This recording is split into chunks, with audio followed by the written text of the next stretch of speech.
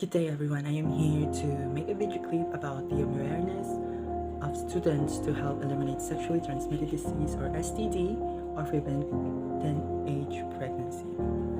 Here in the Philippines, according to the Department of Health, as of January 2021, 25% of HIV are from those people who age 15 to 20. And also the pregnancy rate, teenage pregnancy rate in the Philippines is very high. So this is a very alarming situation. This is a very alarming thing, especially that the Philippines, we know that our country is a developing country. It means that we are a third world country. It's not that poor, but also it helps us to understand why is it important to be conscious about the things that we do and be aware of the things that we don't usually tackle about because of sensitivity here in the Philippines. So yeah, let's talk about it. We're here to read a report about teen pregnancy, STIs, mental health among top youth concerns. It is from Philippine News Agency. So let's read. Manila, the Department of Health or DOH Commission on Population and Development or POPCOM and National Youth Commission continue to strengthen efforts in its concerning pregnancies, sexually transmitted infections, and mental health problems among Filipino youth. The NYC, as the agency mandated to protect the welfare of the youth, cannot just monitor the glaring statistics. NYC Chair Ryan Enriquez said online during Thursday, Linggo ng Kabataan, Week of the Youth, culmination.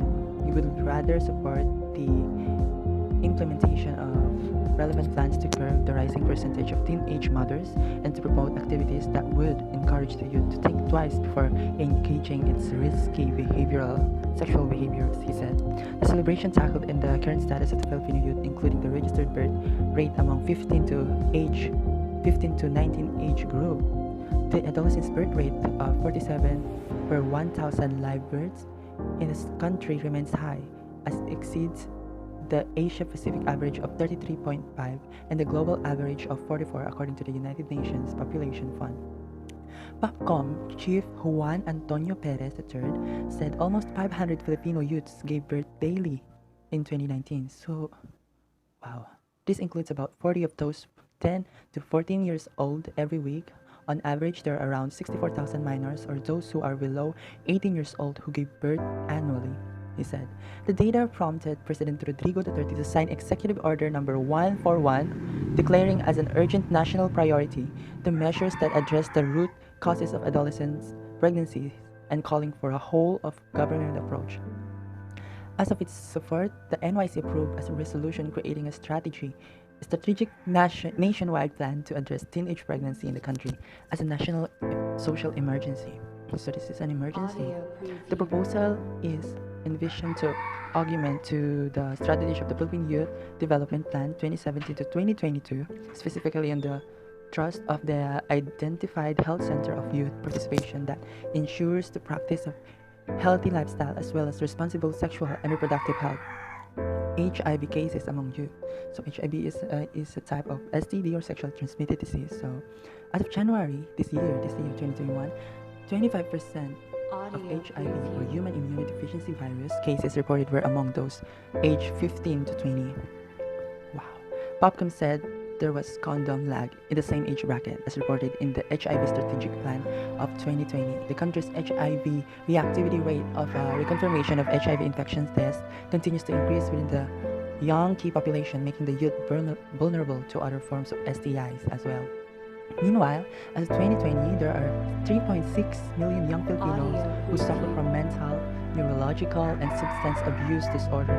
As a lead government agency championing adolescent sexual and reproductive health, together with the DOH and NYC, POPCOM shall ensure that our youth will figure prominently in our programs and policies, knowing very well that the future of our country rests on the quality of young citizens we will rise, Perry said. Enriquez said they provide young people with a support system through webinars with peer-to-peer coaches. The webinars also serve as means of NYC to celebrate diversity and the uniqueness of each young person who learns the value of mental health and well-being, he said. So, as we read this article, we know that the government is also making a step to lessen up this kind of stigma that is happening in our country. So this is in students. US ask that CI. So it says, how do you get affected by STI? So STI are mainly spread through sex, whether it be vaginal, anal, oral, or mutual masturbation. Oh.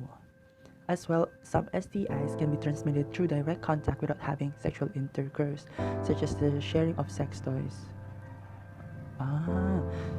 Anyone who is or has been sexually active can have an STI. Many STIs do not have symptoms and can often go undetected without regular testing, which means they can be unintentionally passed from partner to partner. Get tested regularly while sexually active, as well as if any of these risks apply to you.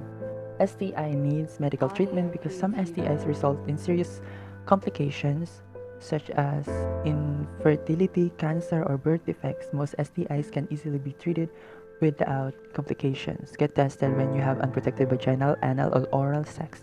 A condom breaks, your partner has or had an STI, you or your partner injects street drugs, you have a new sex partner, you have had more than one partner in the past 6 months, your partner has or had sex with another person, you have sex under the influence of drugs and or alcohol, you are unable to communicate with your partner about your sexual history and ways to reduce risk.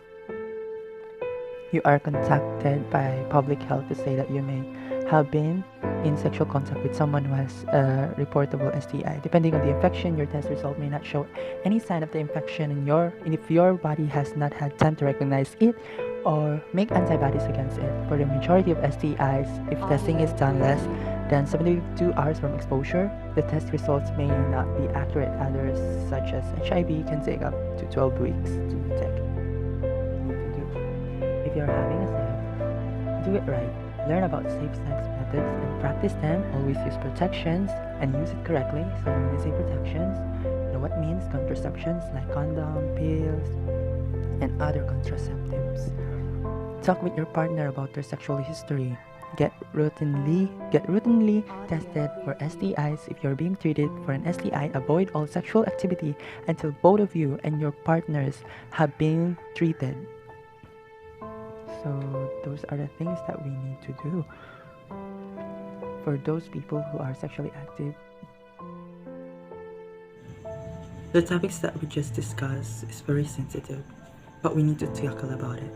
We need to talk about it, especially that the ratings that have been reported by the WHO, the Department of Health, also the DOH, shows how big it is, especially that we're in the pandemic.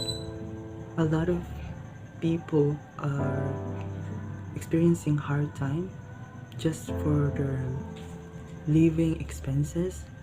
And imagine that you are a teenager, you're just achieving your dreams, you are just beginning. So you have this responsibility to be a mom, to be a parent.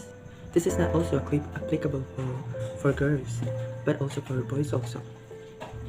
The sexually transmitted disease is it's a very sensitive topic also, but we need to discuss about it because it is a disease. This can be transmitted not just to teenagers, not just to adults, but also to the children. So we need to be aware of these things and to stay safe. What do I mean stay safe? It means to be sexually safe. If you don't want to have these kind of things, then don't have sex.